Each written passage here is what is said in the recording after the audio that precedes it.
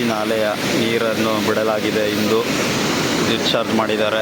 ಮಂಡ್ಯ ಜಿಲ್ಲಾ ರೈತ ಸಂಘ, ಎಲ್ಲ ಮಂಡ್ಯ ಜಿಲ್ಲೆಯ ಸಂಘಟನೆಗಳು ಕಳೆದ 15-20 ದಿನಗಳಿಂದ ನಿರಂತರವಾಗಿ ಹೋರಾಟಗಳನ್ನು ಮಾಡ್ತಾಯಿದ್ದೋ. ಇವತ್ತು ರೈತ ಹೋರಾಟದ ಫಲವಾಗಿ ಸರ್ಕಾರ ಒಂದು ಕಟ್ಟು ನೀರು ಬಿಡಲು ಇಂದು ಡಿಸ್ಚಾರ್ಜ್ ಮಾಡಿದೆ.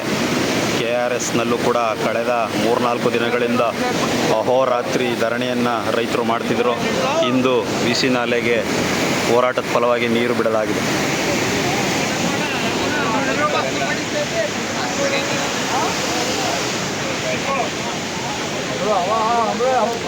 ಬರೀಗ